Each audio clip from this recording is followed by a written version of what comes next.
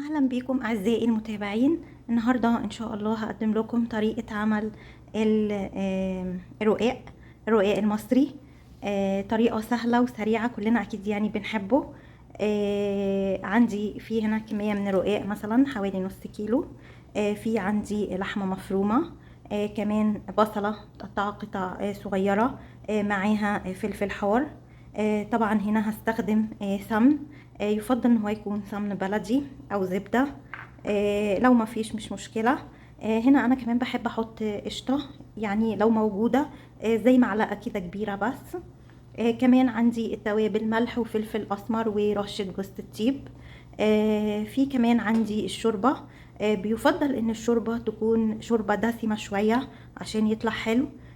فمثلا من افضل حاجه احنا ممكن نعملها بيها هي شوربه اللحمه الضاني. كمان ممكن تتعمل بشوربه البط، حسب اللي متاح واللي موجود. لو لحمه شغاله برضو. بس يعني هي يفضل ان نسبه الدسم فيها تكون يعني عاليه وتكون مركزه. يلا نبدا بسم الله. في حلة عندي بقى او طاسة او اي حاجة اللي انتوا تحبوه. هسخن زي معلقة سمن صغيرة او زيت نباتي زي برضو ما تحبوا. يعني ما تحطوش كتير علشان خاطر احنا هنديلها سمن ياما وكده. فحاولوا تكون معلقة صغيرة قوي. تسخن شوية. تسخن عندي هبتدي انزل باللحمة. طبعا في ناس يسبكوا قصدي بيحمروا قوي البصله، بينزلوا البصله هي هنا قوي ويعصجوها لحد ما تاخد لون اصفر كده، هو بتدبل وتغمق شويه عن اللون الاصفر. بس انا بصراحه مش بفضلها كده، هو ما بحبش اللحمه المعصجه. بس هو لازم، يعني اغلب الناس بتعملها بتعصيج اللحمه، يعني بتحمر فيها البصل او بتضيفه في الاول وبتحمره قوي. جربوها بالطريقه دي بتبقى يعني خفيفه كده، لذيذه حلوه. هنا بدي اللحمه بس كده هو زي صدمه، هي خدت كده زي صدمه. ابتدي انزل بقى بالبصل اللي عندي، بسيبهم بقى ياخدوا ويدوا مع بعض. بضيف التوابل اللي هي الملح والفلفل الاسمر وجوز الطيب، اقلبهم.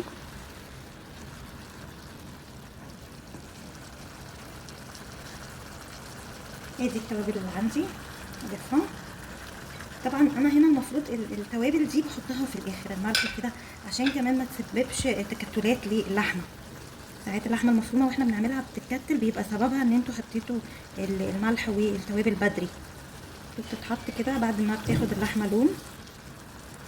يعني لو انتوا بتعصجوا اللحمه المفروض التوابل تحط في الاخر عشان ما يحصلهاش تكتلات معانا.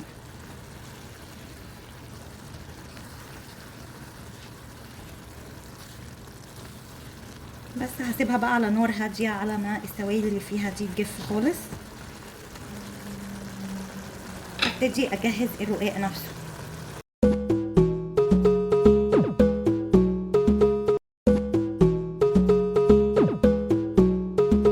في حله بقى عندي هنا اهوت، انا واخده كميه من الشوربه مسخناها بس مش سخنه لدرجه الغليان، لا. ابتدي احط لبن معلقتين بس، حاجه كده بسيطه، او حليب، يعني اقصد حليب. ممكن تستغنوا عنها بس دي بتخليها تبقى طريه، يعني بتخلي الرقاق نفسه يطلع طري معانا. هنا هو زي ما قلت لكم سخن سخن، بس مش درجه غليان، لا سخن.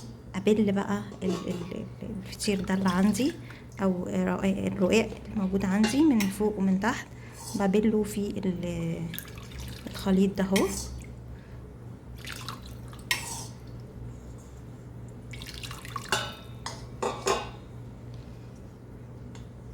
طبعا لانها كبيره مش هعرف انزلها، لو انتوا عندكم اناء يكون كبير ياخدها كلها، بنزلها كلها فيه.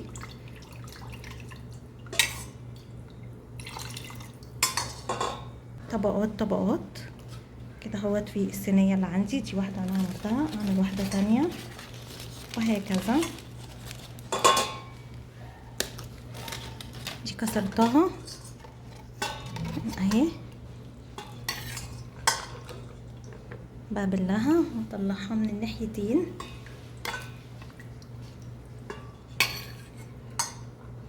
بس مش ابوشها، هي مجرد بس بتتبل بس كده. وعامة بيتماسك كله في بعضه، يعني مش هتفرق ان هو متكسر او هو مش متكسر. هنا انا حسيت ان الشوربة بردت معايا شوية، هجيب لها من الشوربة الحارة بس وبكمل.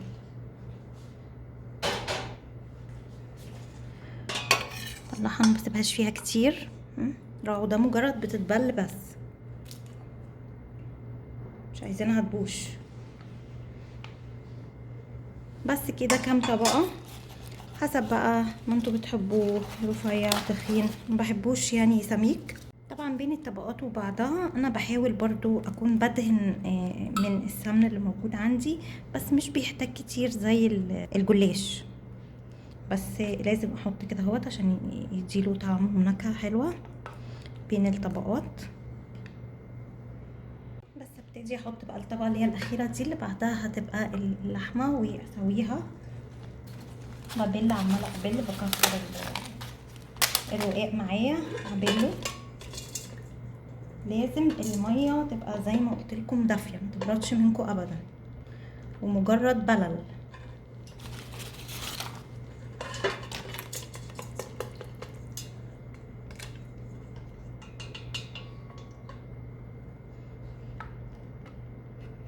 هنا انا بقى ممكن احط طبقة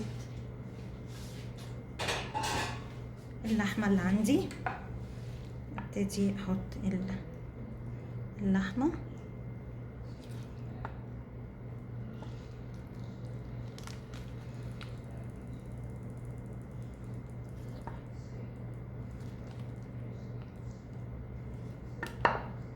كده انا وزعت كل اللحمة المفرومة. لو حابين الطبقة تكون اكتر من كده، كل واحد بقى وذوقه في الاكل، انا ما بحبش الطبقة يعني تكون كتير قوي.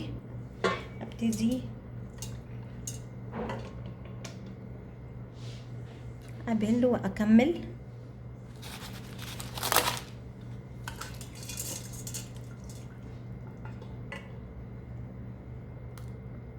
وافضل احطها برضو، هديها هنا طبقة سمن شوية على خفيف كده اهوت بين الطبقات. زي ما انتوا شايفين انا بين الطبقات برضو بحط قشطة وسمنة، مش كل طبقة بس يعني شوية كده اهوت، بين كام طبقة او طبقة بحط كده اهوت، وهكذا لحد ما اوصل لاخر طبقة. بس وصلنا لاخر طبقة، حاولت اكون مسوياها كده، وبعدين بقى احط لها بقى شوية سمنة كده حلوين عشان احمرار الوش. ببتدي بقى بعد كده ادخلها الفرن، اكون محمياه على درجة حرارة 180 درجة مئوية. مش هتغيب يعني في الفرن، ممكن تقعد كده حوالي نص ساعة، ساعة الا ربع، حسب حجم الفرن اللي عندنا، لغاية ما يحمر لونها.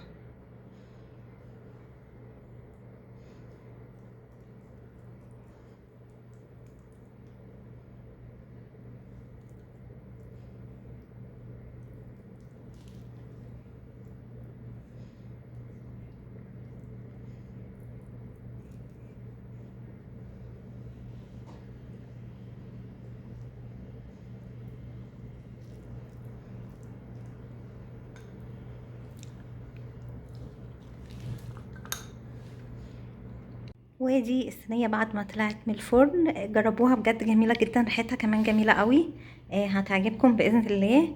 ودي شكل الصينية بعد التقطيع، حبيت اوريها لكم. بصوا هي من بره مخرفشة كده اهوت، لكن من جوه بصراحة طرية جدا زي ما انتوا شايفين. جربوها وان شاء الله تعجبكم، وبألف هنا في ألف هنا، وشكرا ليكم ولمتابعتكم.